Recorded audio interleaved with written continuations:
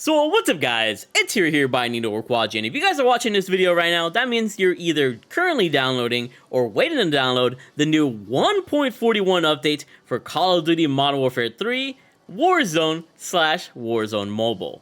And this is actually the Season 3 update for Modern Warfare 3 multiplayer and Warzone, which comes with a chock ton full of content, as you guys can see from the roadmap. We got 6 new 6v6 maps to run around with in multiplayer.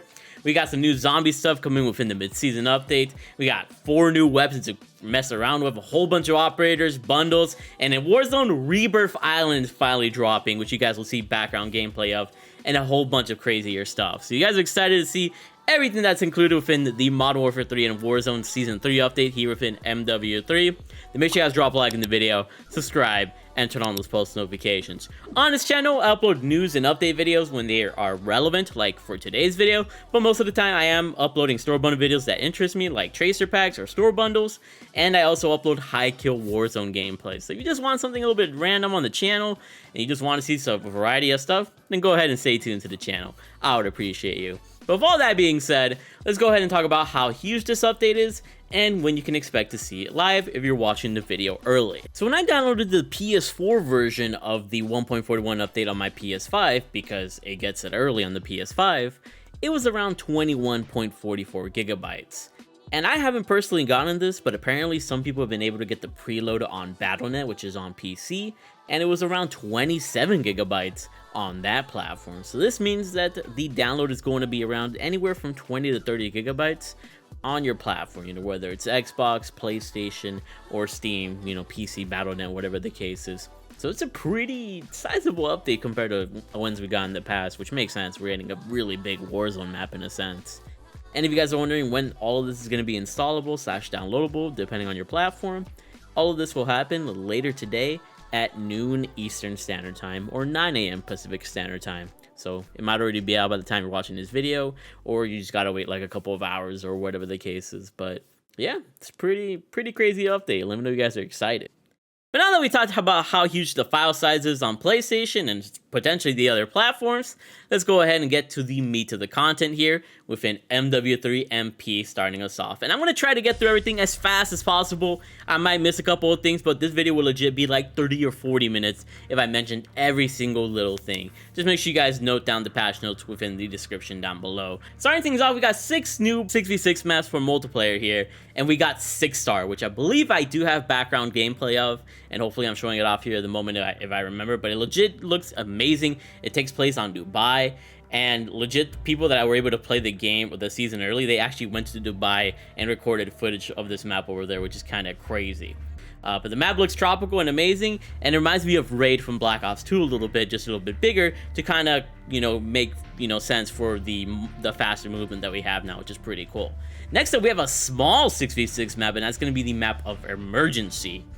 Emergency takes place in Arizona, apparently, and it's a small map. It's going to be around meat size, and this should be very fun to see in the small map playlist. This will probably be your favorite map once we get a chance to play around it.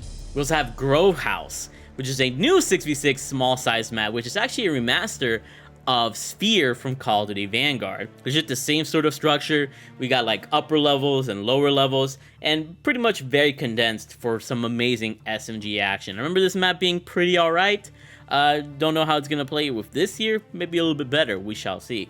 We've got the Tanked map, which is actually from Vondel. It's actually part of the Vondel Zoo. So they actually repurposed the map and kind of moved some things around. And now we're playing on Vondel within multiplayer, the 3rd Vondel multiplayer map, first this year for MW3.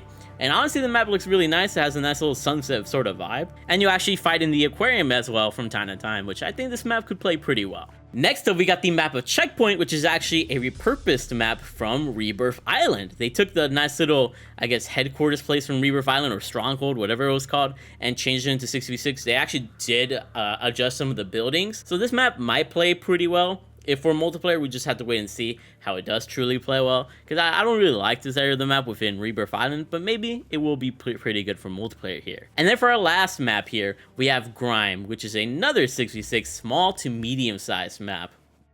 and it takes place in London. And it kind of gives me London docks vibes from Call of Duty World War II, but looks pretty nice, has some graffiti on it, and I think will be very colorful. Next up, we got 4 game modes to arrive in multiplayer. This includes Capture the Flag, which we've seen before in the past Call of Duties. We also got One in the Chamber, which is also a classic fan, mode.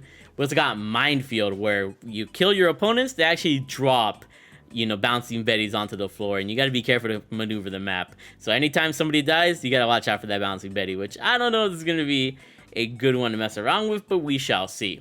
We also got the game mode of Escort, which is very similar to the Escorts mode that we've had in the past, like Safeguard from Black Ops 3 and Black Ops 4, and I believe in War there's the little section where you escort something as well, so it's gonna be very similar to that. Moving on, we got another Vortex playlist coming within the seasonal update, and that's going to include all the Vortex maps that we've seen before. They don't seem to have any new Vortex maps this time around. And when it comes to Modern Warfare 3 multiplayer rank play, we got some new rewards, which you guys can see here. We have a L decal for 50 wins and a new camo at 100 wins.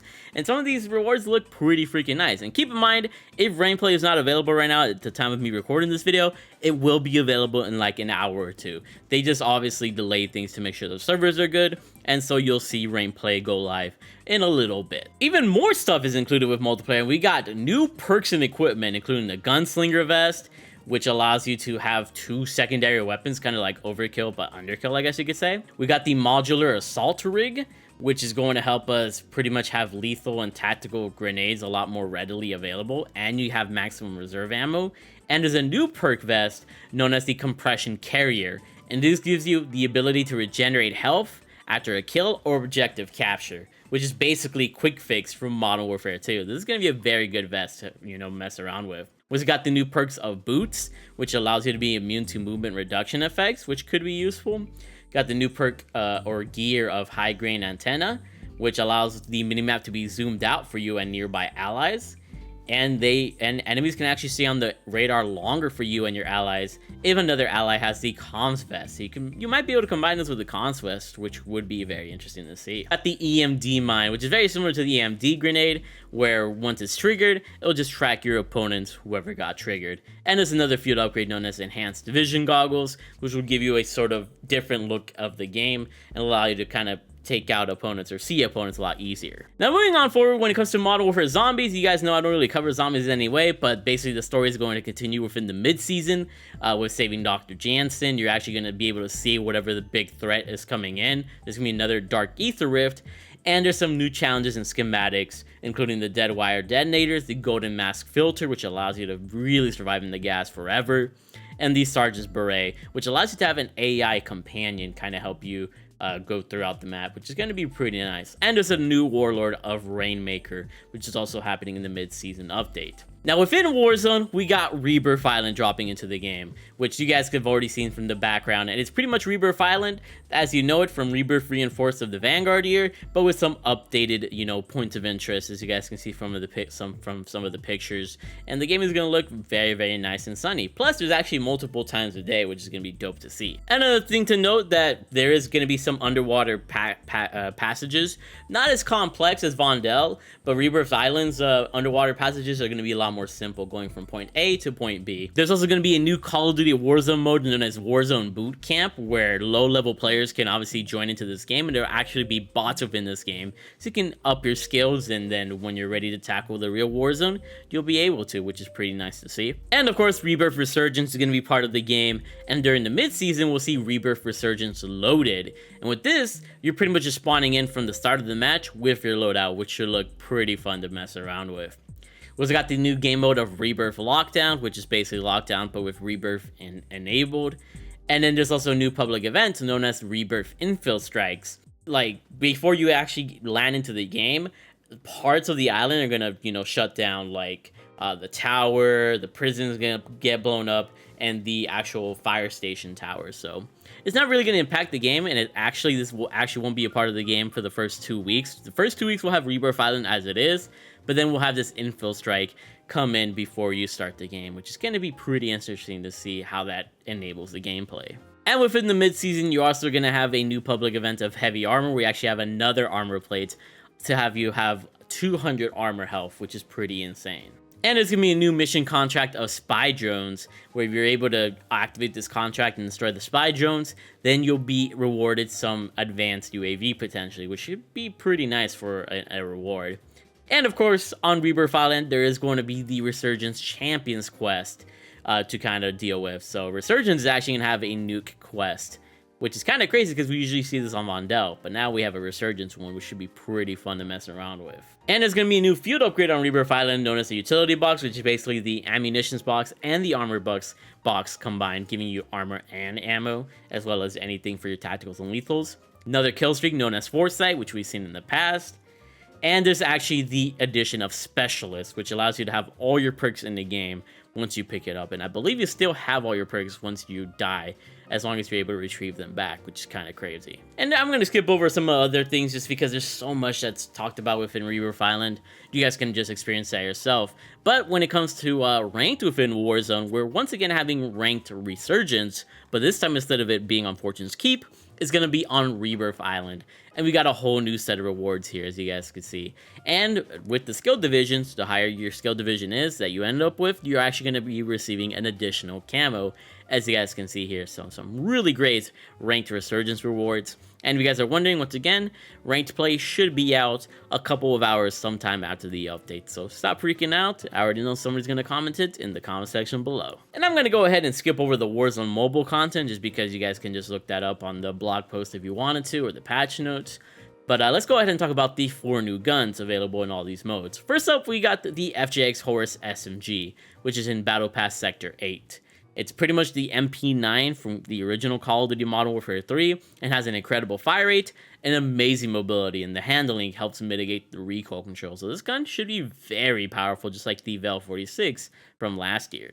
Next up, we got the MORS Sniper Rifle, which is the MORS from Advanced Warfare, and it delivers a high damage payload with excellent velocity and penetration. So it's only a one-shot weapon, so you're gonna have to reload it every time you shoot. But it does one-shot in Warzone and will be extremely powerful in multiplayer as well.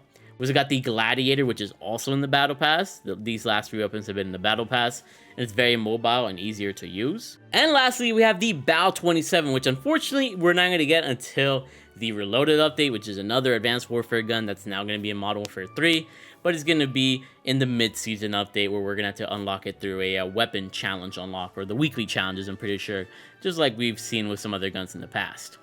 Of course, what's another new season of Modern Warfare 3 multiplayer without some aftermarket parts? And with this season, we're getting a whole bunch of them. Starting things off, we got the Jack Cutthroat stock, basically, which is for the MCW, MTZ, M4, and AMR9. And this allows us to have an unrivaled combination of speed and stability while aiming down sights, so you'll be able to strafe a lot more quickly and be very accurate, which is pretty nice. Next up, we got the Jack Revenger kit aftermarket part, which is for the BP50 only, and it gives the BP50 a 60-round mag of 9mm ammo, which is going to have a faster fire rate and allow it to have 60 rounds, which is one of the biggest downsides of the BP50 right now, with only having a 45-round mag. So this conversion kit is probably going to make the gun extremely powerful. Next up, we got the Jack Jawbreaker, which is for the KV Broadside MW3 shotgun. And this converts the shotgun into a hard-hitting automatic battle rifle. That's going to be something fun to mess around with. Next up, we got the Jack Shadow Titan kit, which is for the Bruin MK9 LMG. And it turns the Bruin into a compact and integrally suppressed light support weapon chambered in 300 blackout rounds. So a blackout LMG should be pretty sweet to mess around with. Next up, we got the Jack Patriot for the M16 from Modern Warfare 2, and it turns the M16 into a fully automatic rifle, so that it has really great recoil control and firing aim stability, and this will make the M16 extremely usable from both multiplayer and Warzone. This is probably going to be my favorite, and that's going to be the Wardens for the Lockwood MK2, which allows the Lockwood MK2 to transform into a Kimball Model 1887s, reminiscent of the original Modern Warfare 2 Model 1887s, which is pretty crazy. So it's going to be dual shotguns, and these should be pretty fun to mess around with. Next up, we got the Jack Atlas kit, which is for the AMR9, and it turns the AMR9 SMG into an accurate 5-round burst carbine chambered in 5.56. So it turns the AMR9 into a 5-round burst, sort of like AR SMG hybrid. And then lastly, we got the Photonic Charge Barrel, which is for the MORS Sniper Rifle, and I believe it'll be unlockable to, later today with the update. And it basically turns the sniper rifle into a single high power energy projectile. So it's gonna shoot some sort of laser beam or something.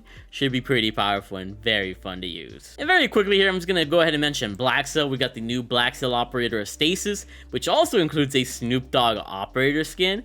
And within the Battle Pass, you also get 11 operator skins for the 11 operator skins in the Battle Pass, so alternate versions.